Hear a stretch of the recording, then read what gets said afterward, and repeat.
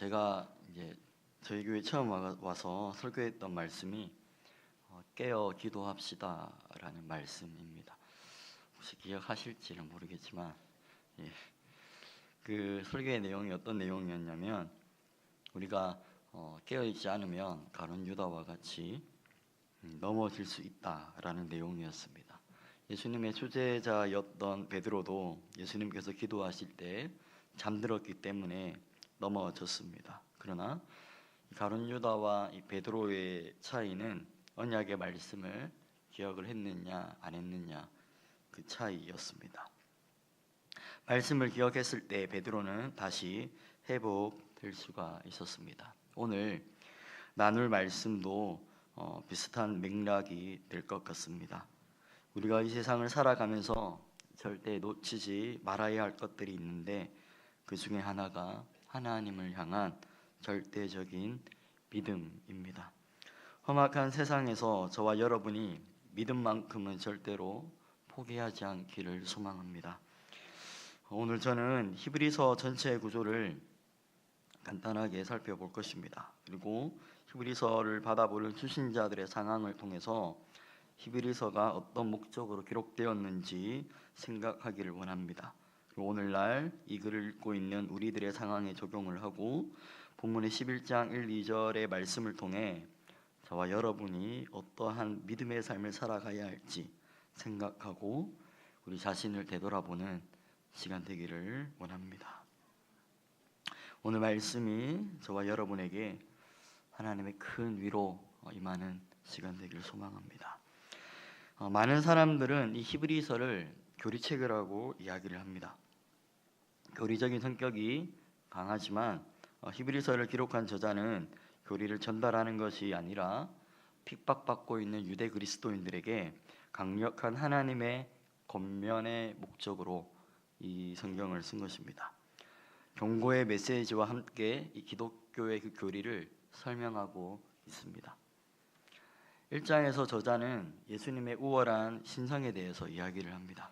1장 3절의 말씀을 제가 읽어드리겠습니다. 하나님의 영광의 강체시오 그 본체의 형상이시라 그의 능력의 말씀으로 만물을 붙드시며 죄를 정결하게 하는 일을 하시고 높은 곳에 계신 지극히 크신 이의 우편에 앉으셨느니라.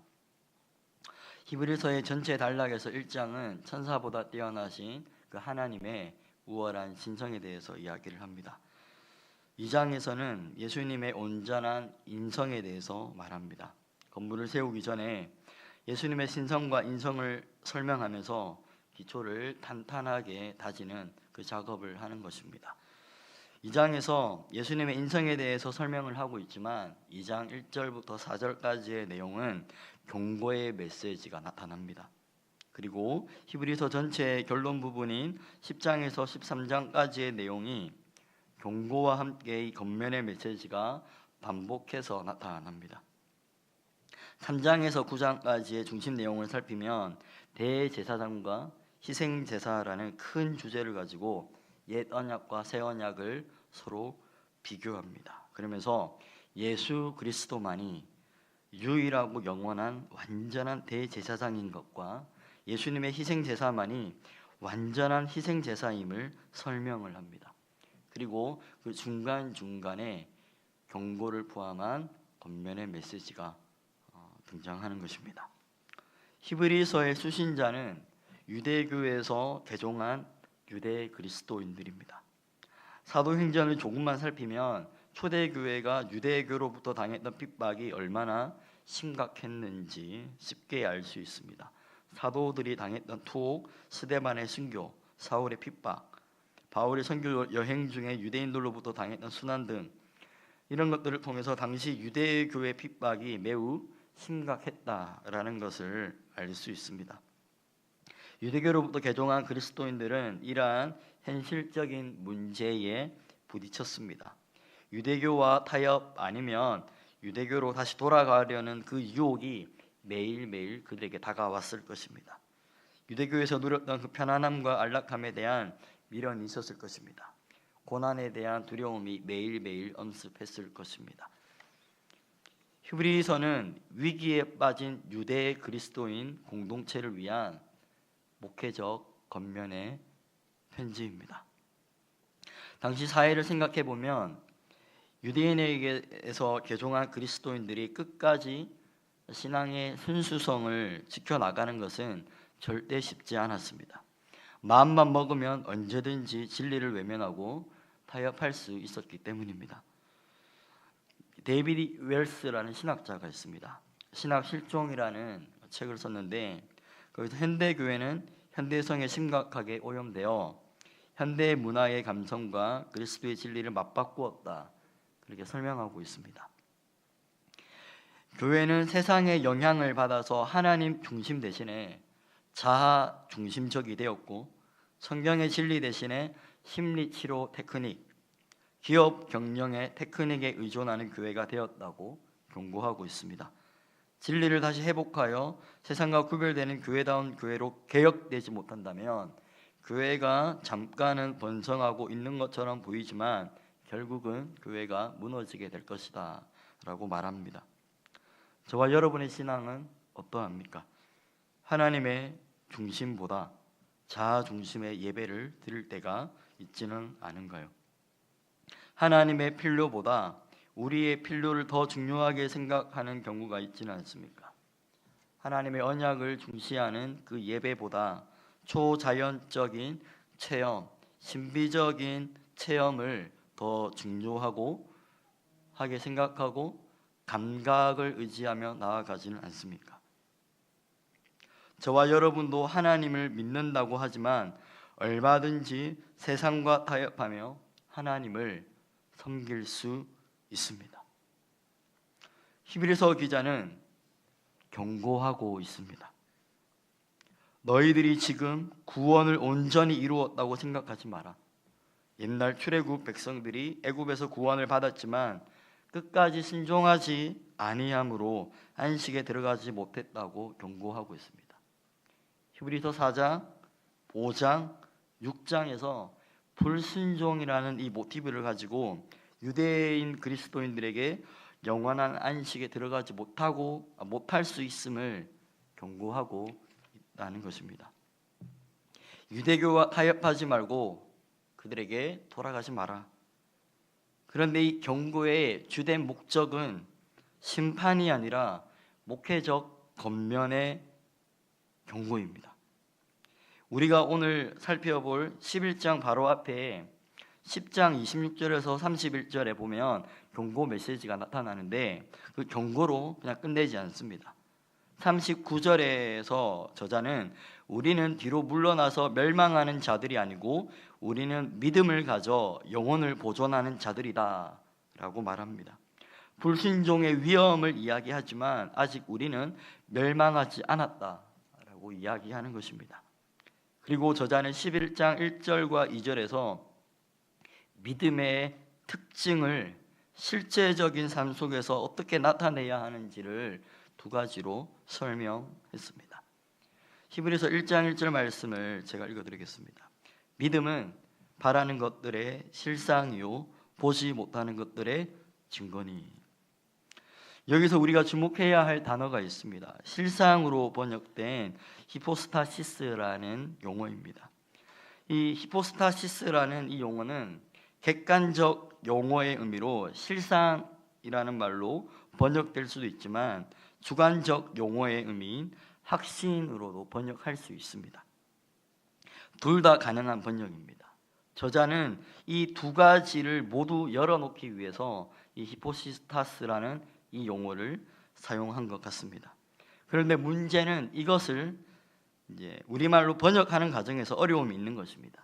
그래서 우리말로 번역된 그 여러 번역본들을 보면 이것을 실상으로 번역된 것도 있고 확신으로 번역된 성경도 있습니다. 객관적인 의미와 이 주관적인 의미를 모두 담아서 번역을 한다면 이렇게 될 것입니다. 믿음은 바라는 것들이 마침내 실상으로 주어지리라는 것에 대한 확신이다.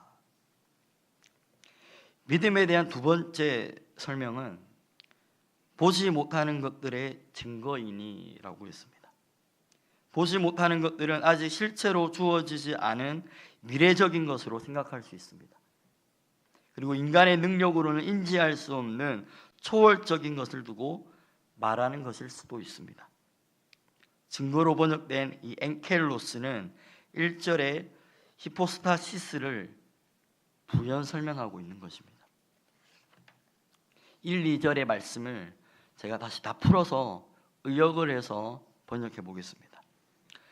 믿음은 바라는 것들이 마침내 실상으로 주어지리라는 것에 대한 확신입니다.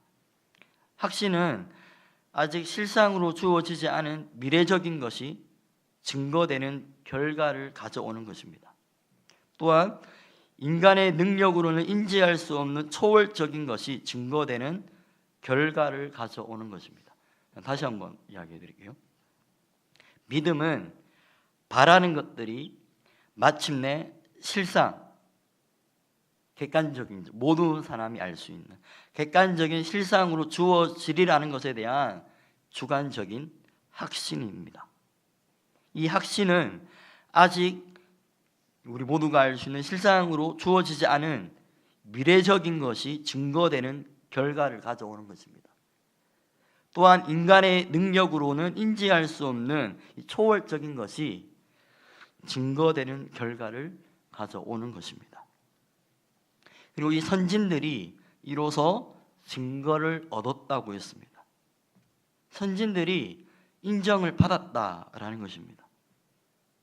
그리고 3절부터 38절까지 1, 2절에서 설명한 믿음을 여러 믿음의 영웅들을 통하여서 설명하고 있습니다. 그 믿음의 본을 보여주고 있습니다.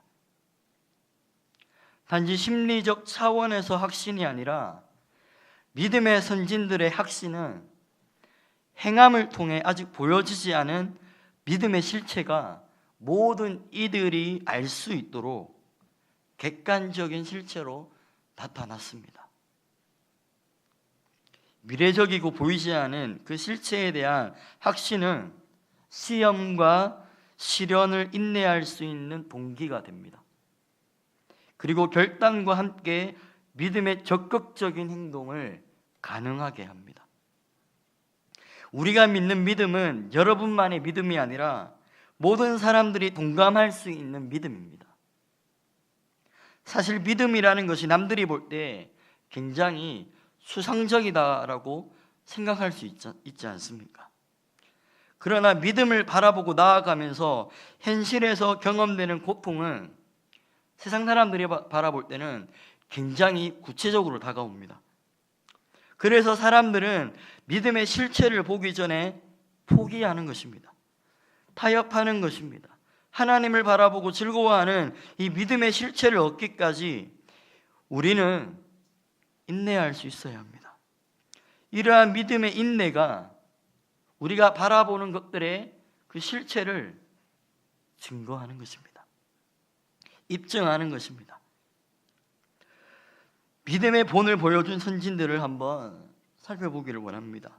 11장에 굉장히 많은 사람이 나타납니다. 굵직한 몇 사람을 보면 이것을 살펴보기 전에 먼저 이 모든 세상이 하나님의 말씀으로 지어졌다라는 것을 여러분은 알고 계십니까? 이 세상이 하나님의 말씀으로 지어졌다라는 거 알고 계시죠? 예. 말씀으로 이 세상이 창조되었습니다. 어떻게 알게 되었습니까? 기록된 말씀을 통해서 우리가 알게 되었습니다. 이 말씀을 믿음으로 알게 된 것이죠. 하나님의 말씀이라는 실체가 저와 여러분의 믿음을 확증해주고 있는 것입니다. 우리는 기록된 말씀을 통해 하나님이 이 세상을 창조하셨다라는 것을 믿습니다. 이것이 가장 기본적입니다. 말씀을 통해 보이지 않는 하나님을 바라보고 믿는 것, 이것이 기본입니다. 7절의 말씀을 보면 노아의 이야기가 나옵니다. 노아는 믿음으로 방주를 지었습니다. 노아가 방주를 지은 것은 눈에 보이는 필요 때문이 아니라 눈에 보이지 않는 하나님의 경고 때문에 지었습니다. 하나님의 경고를 확신했고 행동했습니다. 그 결과 노아는 많은 이들에게 조롱거리가 되었습니다. 그러나 끝까지 확신을 가지고 인내하며 순종하였기에 그는 보이지 않는 하나님의 경고 안에서 믿음에 따른 의의 상속자가 되었습니다. 8절에 아브라함의 이야기가 나옵니다. 아브라함은 하나님의 부르심을 받을 때에 믿음으로 순종함으로 하란을 떠났습니다. 그곳은 미래의 유업으로 받게 될 땅입니다. 어디로 가야 할지 알지 못한 채 보이지 않는 것에 확신을 가지고 순종함으로 떠났습니다. 그리고 아브라함은 믿음으로 이삭을 드렸습니다. 이삭은 하나님께 아브라함에게 약속을 주시고 성취의 시발점으로 이삭을 주셨는데, 그런데 아브라함은 하나님께서 죽은 자도 다시 살리실 줄 생각하고 보이지 않는 것에 대한 확신을 가지고 이삭을 드렸습니다. 25절에 모세의 이야기가 나옵니다. 모세는 애굽에서의 생활을 거절하고 백성들과 함께 고난받기를 더 좋아했습니다. 믿음 안에서 고난을 고의적으로 선택한 것입니다. 그 이유는 그리스도를 위하여 받는 순환이 애굽의 호화스러운 삶보다 더 값진 것으로 여겼기 때문입니다. 바라보는 것들에 대한 확신이 있으니 기쁨으로 고난을 선택할 수 있었던 것입니다. 또한 바로 왕의 모함을 두려워하지 않고 이스라엘 백성들을 데리고 출애굽한 것은 보이지 아니하는 하나님을 마치 보는 것처럼 입증하고 있는 결과입니다. 모세는 이러한 믿음으로 눈에 보이는 온갖 위협과 고난을 인내함으로 믿음의 실체를 입증했습니다. 수많은 믿음의 영웅들에게 나타나는 것은 하나님에 대한 분명한 확신이 있다 보니 세상에서 받는 고난과 죽음이라는 현실보다 하나님의 실체가 더 컸다라는 것입니다. 현실에서의 고난이 그들에게는 문제가 되지 않았습니다. 현실을 뛰어넘어서 살았습니다. 고난을 피하지 않았습니다. 오히려 적극적으로 고난을 취했습니다. 하나님을 믿었기 때문입니다. 저와 여러분의 믿음은 어떠합니까? 눈앞에 보이는 것들로 인해서 나의 믿음을 버리고 현실이라는 구체적인 고통 앞에 타협하는 믿음을 가지고 있지는 않습니까? 여러분의 믿음은 여러분 자신을 위한 믿음인가요? 아니면 우리를 위해 자신의 생명까지 내어주신 하나님을 믿는 믿음인가요? 이 세상에서 믿음을 지킨다는 것이 결코 쉬운 일이 아니다라는 것을 저 또한 알고 있습니다. 저도 하나님만 바라보는 믿음을 지키고 살아가는 것이 쉽지 않습니다. 그러나 히브리서 저자가 믿음의 영웅들로 제시한 예를 보십시오. 예수님을 믿지 않는 사람들도 인정할 수밖에 없는 믿음입니다. 오늘날 우리들에게는 이러한 믿음이 필요합니다. 나의 자아가 중심이 되어 하나님을 바라보고 믿는 믿음이 아니라 성경에 기록된 하나님, 천지를 창조하신 하나님, 저와 여러분을 위해 자신의 아들까지 내어주신 그 하나님, 그분을 믿는 믿음이 필요합니다. 하나님은 저와 여러분을 통해 이 땅에 하나님 나라가 이루어질 것이라고 분명히 말씀하셨습니다. 하나님 나라가 아직 우리에게 완전한 실체로 완성되지 않았지만 바라는 것에 확신을 가지고 인내하며 견디며 고난을 두려워하지 않으며 순종의 삶을 매일의 삶 속에서 살아간다면 눈에 보이지 아니하는 하나님의 나라가 그 하나님의 때에 여러분의 믿음을 통해 반드시 입증될 것입니다. 그때 모든 이들이 하나님을 인정할 수밖에 없을 것입니다. 모든 이들이 객관적으로 보편적으로 이해할 수밖에 없는, 받아들일 수밖에 없는 그 하나님의 역사가 나타나게 될 것입니다. 오늘 히브리서를 통해서 말씀하시는 하나님의 경고와 권면을 마음속 깊이 간직하기를 원합니다. 우리가 달려가야 할 길 아직 남아 있습니다. 세상에서 타협하는 신앙이 아니라 이 믿음 끝까지 지켜나가는 저와 여러분 되기를 원합니다. 믿음에 주시며 온전하게 하시는 예수님을 바라보며 우리 앞에 놓여진 믿음의 경주에서 이탈하지 마시고 반드시 승리하는 저와 여러분이 되기를 기도합니다. 남은 교회에서 2년이라는 짧은 기간을 섬겼지만 하나님께 많은 사랑을 받았던 시간이었습니다. 부족한 사람이었지만 담임 목사님과 성도님들의 정말 많은 사랑을 받았습니다. 정말 부족한 부분이 많은 사람을 담임 목사님께서 많이 기다려 주시고 또 사랑으로 지도해 주셔서 너무 죄송하기도 하고 또 너무 감사한 마음이 있습니다. 2년이라는 시간 동안 성도님들과의 교제, 또 담임 목사님께서 인내함으로 지도해 주신 모든 것들이 앞으로 저의 삶을 향한 하나님의 따뜻한 격려로 느껴져서 감사한 마음이 너무나 큽니다. 저희 주영이가 이곳에 왔을 때 100일도 되지 않았습니다. 한 50일, 한 60일쯤 되었을 때 정말 갓난 아기 때 이곳에 왔습니다. 지금은 27개월이 되었습니다. 걷지도 못하고 뒤집지도 못했었는데 아직도 기억이 납니다. 사택에 있을 때 저희 주영이가 처음으로 이렇게 뒤집었어요. 막 그때 기뻐했던 기억이 있습니다. 지금은요, 주영이가 이제 막 예배를 드릴 때 가만히 있지를 못합니다. 여기저기 막 돌아다닙니다. 그리고 밥 먹을 때 이제는 식사기도도 합니다. 그리고 찬양을 하면요, 찬양을 막 따라 부르기도 합니다. 막 율동을 배워왔는지 모르겠는데 그 율동을 집에서 막 하면서 부모님 앞에서 막 재롱을 뜨기도 합니다. 그리고 주영이가 집에 있으면 엄마 손을 잡고 하는 말이 있습니다.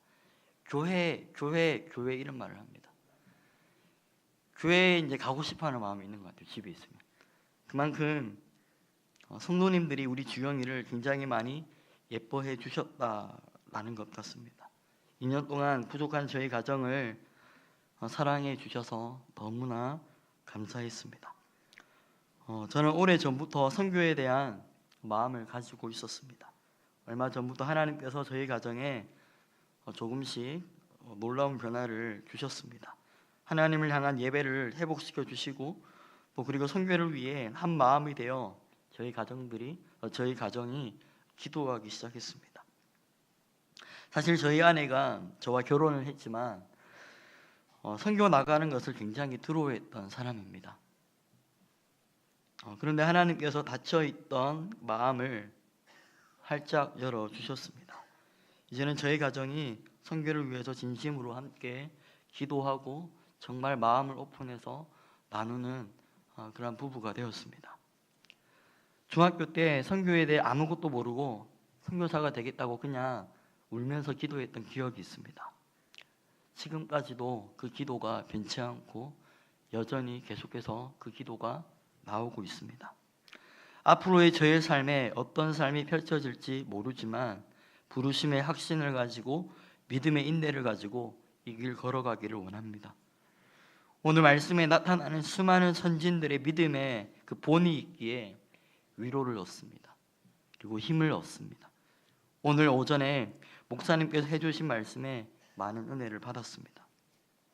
야곱이 한봇뼈가 부러지더라도 끝까지 하나님께 축복을 구하는 그 모습에 져주시는 하나님, 그 하나님을 통해 야곱이 이스라엘이라는 이름을 얻은 것처럼 저와 여러분이 이러한 믿음의 인내를 가지고 세상의 현실에 뒤로 물러서는 자가 아니라 현실을 뛰어넘어 세상에 참된 하나님의 실체를 증거하는 주님의 자녀 되기를 소망합니다. 이 험악한 세상에서 절룩거리더라도, 다리가 부서지더라도, 모든 것을 잃는다 하더라도 하나님을 향한 믿음만큼은 절대 포기하지 않는 저와 여러분이 되기를 주님의 이름으로 축원드립니다. 기도하겠습니다. 하나님, 부족한 자가 남은 교회에서 사랑을 받고 섬길 수 있는 은혜 주심을 감사합니다. 우리 모두가 어디에 있든지 믿음의 길을 끝까지 인내하며 걸어가게 하시고 세상을 향하여 하나님의 위대하심을 나타내는 자가 되게 하여 주시옵소서. 세상의 현실을 뛰어넘는 믿음의 사람이 되게 하여 주시옵소서. 우리를 위협하는 세상 앞에 타협하지 않고 뒤로 물러서지 않는, 흔들리지 않는 믿음 주시옵소서.